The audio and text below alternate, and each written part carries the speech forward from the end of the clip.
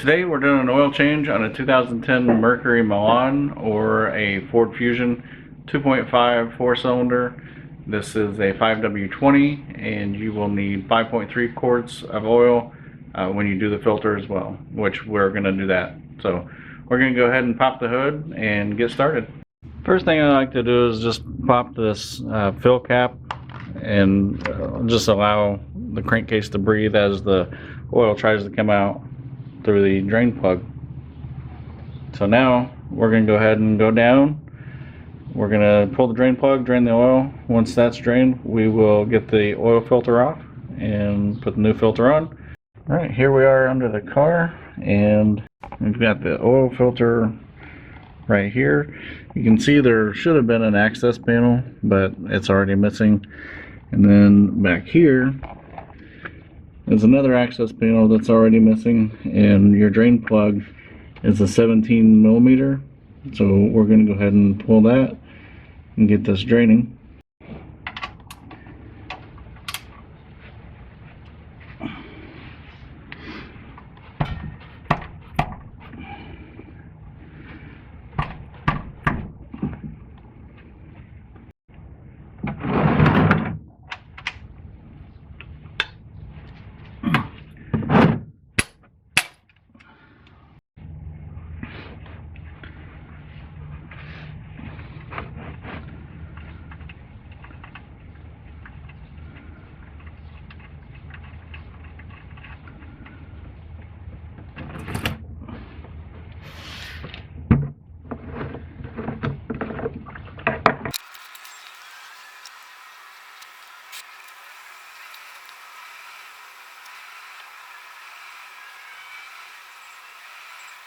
Okay, we're going to call that good.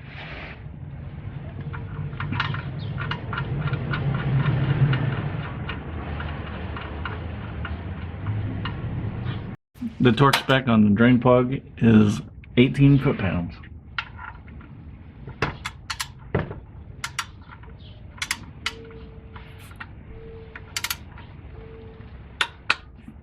Okay, now time to get the oil filter out.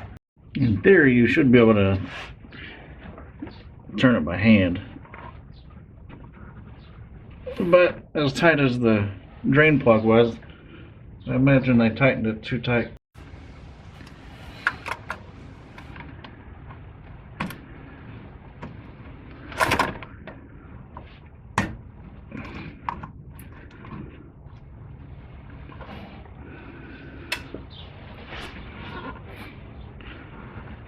Okay, so as we start to loosen it, oil is going to want to roll out of it.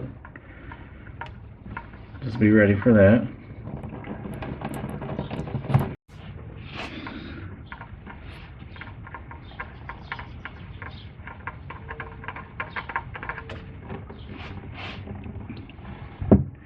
Alright, here we're going to get the new oil filter ready by getting some fresh oil.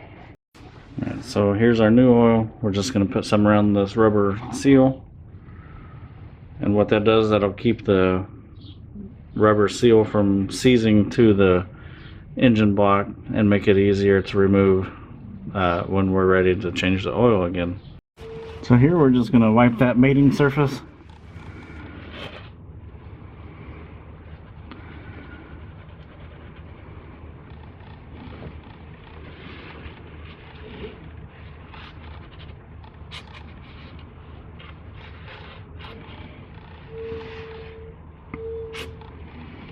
Get the new filter.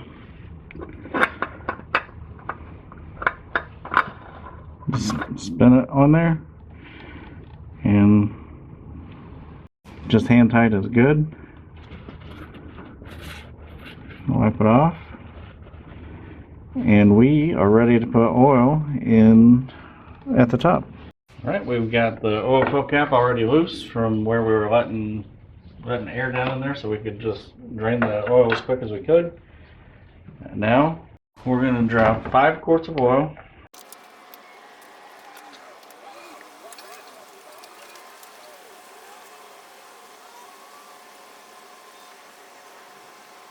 So there's the first 5.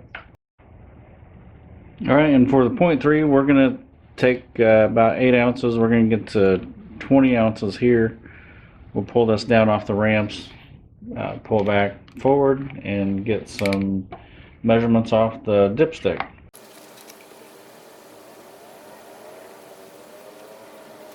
Here we are at about 20 ounces left. We'll go ahead and get it down off the ramps. Check the oil level. The car's down off the ramps. We're going to go ahead and check the oil.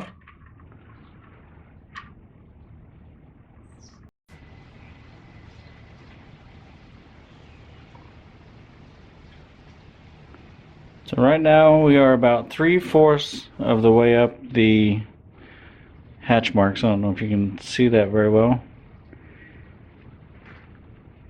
Right here. So we're in the safe zone. Now that the oil change is done, I'm going to show you how to do the oil life reset on these. There is a message center on the car letting the driver know that it's time for an oil change. So we're going to go ahead and do the reset on that. Alright, before we start this process on the oil life reset, I want to go ahead and kind of familiarize you with this so that we'll have a good understanding of what's going on. The setup button and the reset button are the two buttons we're going to be using. We'll turn the key on,